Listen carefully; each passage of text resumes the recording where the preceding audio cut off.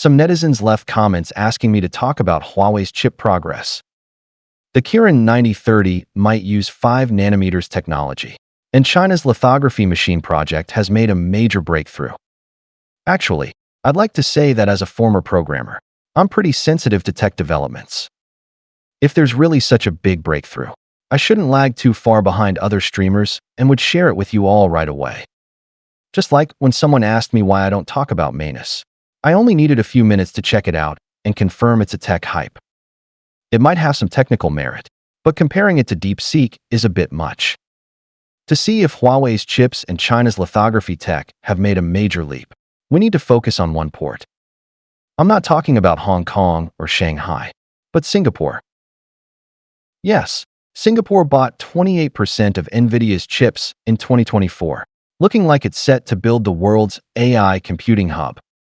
Singapore is indeed Southeast Asia's AI tech center, with giants like Microsoft, NVIDIA, and TSMC ramping up their presence. But smart folks quickly noticed that most of those chips end up in China. Yes, China is the biggest consumer market for AI chips. It not only has an AI software ecosystem that can rival Silicon Valley, but also an AI hardware ecosystem the US can't match. Whether it's training and inference for large models, or vision control systems for robots, drones, and smart cars, they all heavily rely on NVIDIA's various chips. Singapore's Home Affairs and Law Minister K. Shanmugam confirmed on March 3rd that the involved servers came from US companies Dell and Supermicro.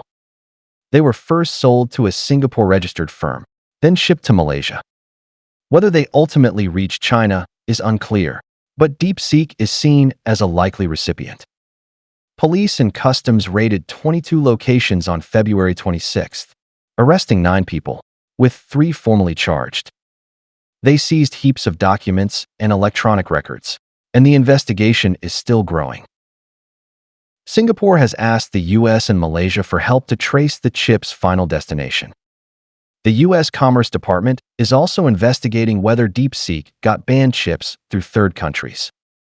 On March 4th, Malaysia's Investment, Trade, and Industry Minister Tengku Zafrul said they'd act if local firms were involved. But there's no evidence yet that Malaysia's data center companies took part in smuggling. DeepSeek insists its NVIDIA H800 chips were legally bought in 2023, before full restrictions kicked in. It also openly admits to having a supercomputing cluster with A100 chips, but didn't say where they came from. This sparks guesses that some chips might have been smuggled. Still, these are topics the media love to hype up. In reality, whether it's the US government, NVIDIA, Singapore's government, China's government, or Chinese firms, everyone knows those chips went to China. Investigations and arrests are just about catching some unlucky scapegoats to deal with public opinion. First off, let's be clear, China's chip industry has indeed made huge strides. Above 28 nanometers, China dominates, with excellent yield rates and cost control, sweeping the global market. This meets most chip needs and secures industrial growth. For cars, appliances, defense, and government offices, 28 nanometers chips are enough. From 28 nanometers to 14 nanometers, China also has solid competitiveness, covering 5G base stations, servers, and mid to low-end electronics. Only in AI, high-end consumer electronics, and advanced computing centers do you need 7 nanometers, 5 nanometers, or 2 nanometers processes. Here, China's edge is weaker. Among mass-produced chips released so far, the most advanced is SMIC's 7 nanometers N+3 process, equivalent to TSMC's early 5 nanometers tech. It lags several generations behind TSMC's upcoming 2 nanometers process. But if SMIC can boost yield rates and tweak the tech a bit to match TSMC's mature 5 nanometers performance, it could meet nearly all of China's chip needs. The rest can be handled with pricey small-scale production to solve the have or have not issue. All this is based on using ASML lithography machines and the current chip supply chain. China has now mastered 28 nanometers lithography machines. SMIC has sharply improved Huawei's AI chip yields. ASML has outright rejected the U.S. government's demand to cut off after-sales service and plans to set up a repair center in Beijing. This shows that, at worst, China has cracked reverse engineering DUV lithography tech. The U.S. government has had to give up blocking DUV. China using DUV to make 5nm equivalent chips and pushing yields to commercial levels has left the U.S. government pretty helpless. The chip war has basically declared the U.S. the loser. All the U.S. can do now is block China's EUV lithography machines, hold the 5nm line, push TSMC to produce in the U.S., and team up with Western allies to advance chip processes. But let's be real, the traditional tech path has hit its limit. Below 2nm, or even 2nm itself, it's hard to say if it's cost-effective anymore. China has plenty of time to break through EUV tech, or even leap ahead in new fields like photonic chips and carbon-based chips. Just like how China flipped the West's gas-powered cars with electric vehicle tech.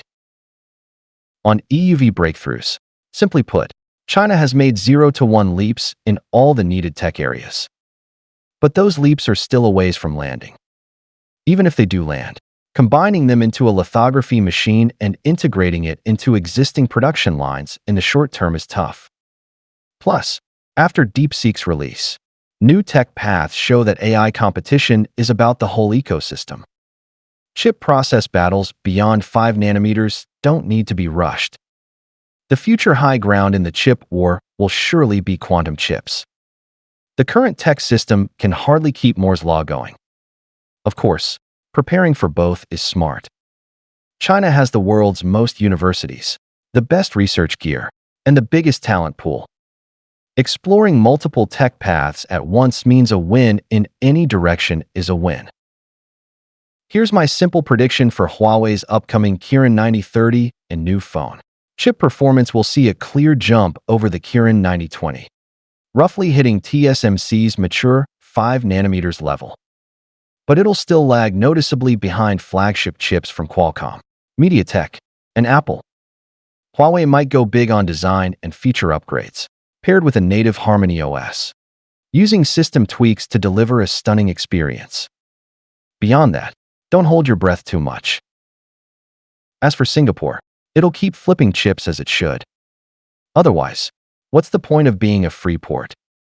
It wants to buy the US's F-35 and team up with China on industry. Without cash, what grand ideals can it chase? Poverty earns no respect. For a small nation, money is justice. Right now, both China and the US need Singapore, so they won't flip out easily. If it doesn't cash in now, is it supposed to wait until China and the US settle their score to make a buck? There's an old Chinese saying, wealth and honor come from risk. For a small country like Singapore, there's no lying flat option. It's either riding the waves of the times or getting left behind by them.